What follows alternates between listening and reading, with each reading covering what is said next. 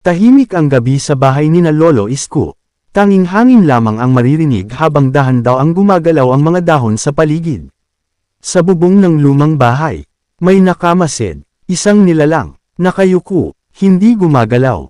Ang mga mata nito'y kumikislap sa liwanag ng buwan. Parang naghihintay.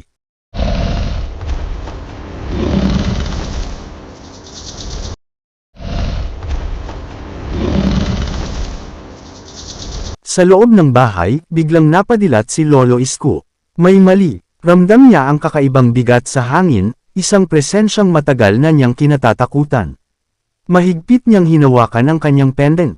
Dahan-dahan siyang tumayo, lumabas siya ng bahay. Tahimik ang paligid, ngunit hindi siya nag-iisa. Sa likuran niya, biglang sumulpat ang halimaw. Isang mabilis na galaw, ngunit handa si Lolo Isko. Itinaas niya ang pendant at buong lakas itong itinapat sa nilalang. Kumislap ang mahinang liwanag at tumama sa balikat ng halimaw. Ah! Iwanan mo ang baryo namin! Ah! Iwanan mo ang baryo namin! At biglang nalang lumipad ang maraming paniki na hindi alam kung saan nanggaling. Ah! Saan kayong galing? Saan kayong galing? Umalangaw-ngaw ang isang ungol ng sakit.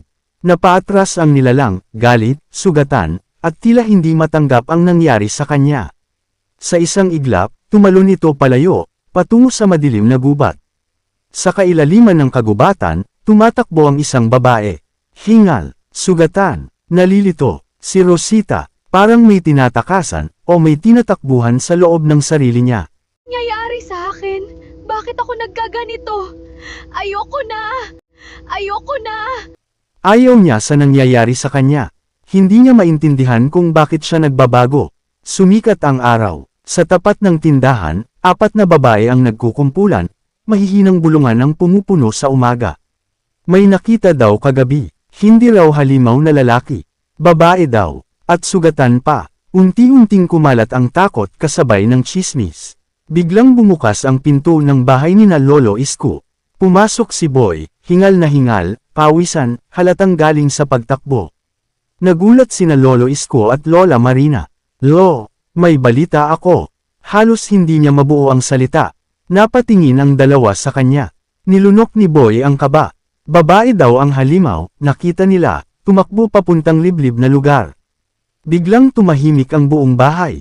Humigpit ang hawak ni Lolo Isko sa kanyang pendant. Parang may piraso ng katotohanang tuluyan nang nabuo sa isip niya. Dahan-dahan siyang napatingin sa malayo. Mahina ngunit mabigat ang kanyang boses. Siya nga, sa labas, umiihip ang hangin. At sa unang pagkakataon, hindi na lamang panganib ang paparating, kundi isang katotohanang maaaring magbago sa kanilang lahat.